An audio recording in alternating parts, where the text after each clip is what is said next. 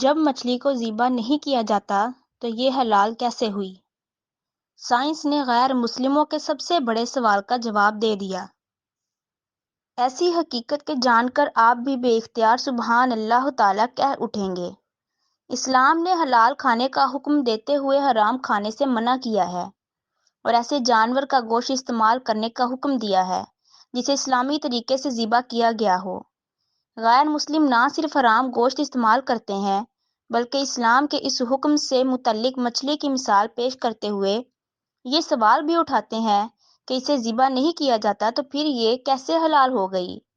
تاہم اب سائنس نے اس سوال کا جواب دیا ہے اور ایسا حیران کن انکشاف کیا ہے کہ آپ بھی بے اختیار سبحان اللہ تعالیٰ کہہ اٹھیں گے۔ اللہ تعالیٰ نے دنیا میں موجود ہر چیز بہترین انداز میں بنائی ہے اور ایسا بہترین انداز میں بنائی ہے اور ایسا ہی معاملہ مچھلی کے ساتھ بھی ہے۔ مچھلی جیسے ہی پانی سے باہر آتی ہے تو اس کے جسم میں موجود تمام خون فوراً اپنا راستہ بدل لیتا ہے اور مچھلی کے منہ میں واقع ایپیگلوٹس میں جمع ہونا شروع ہو جاتا ہے۔ مچھلی کے پانی سے نکلنے کے کچھ ہی دیر بعد اس کے جسم میں موجود خون کا ایک ایک قطرہ ایپیگلوٹس میں جمع ہو کر باقی گوشت کو خون سے پاک کر کے اس کا گوشت خالص اور حلال کر دیتا ہے۔ یہی وجہ ہے کہ مچھلی کو ذبح کرنے کی ضرورت ہی باقی نہیں رہتی اور جس دوران مچھلی کا گوشت بنایا جاتا ہے تو ایپیگلوٹس کو بھی نکال دیا جاتا ہے۔ اسلام میں حلال کرنے کا مقصد جانور کے جسم سے خون کا مکمل اخراج اور گوشت کو خون سے پاک کرنا ہے۔ یہی نہیں، سائنس نے اسلام کے حلال کھانے کے حکم کے پیچھے چھپی حقیقت بھی آشکار کی ہے جس کے باعث غیر مسلم بھی ہکا بکا رہ گئے ہیں،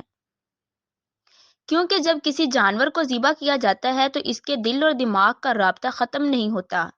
اور دل جانور کی وریدوں اور شریانوں میں موجود تمام خون کے باہر نکلنے تک دھڑکتا رہتا ہے اور اس طرح اس کا گوشت خون سے پاک اور حلال ہو جاتا ہے۔ دوسری جانب جب کسی جانور کو غیر اسلامی طریقے یعنی جھٹکے وغیرہ کے ذریعے ہلاک کیا جاتا ہے تو اس کا دل بھی فوراً دھڑکنا بند کر دیتا ہے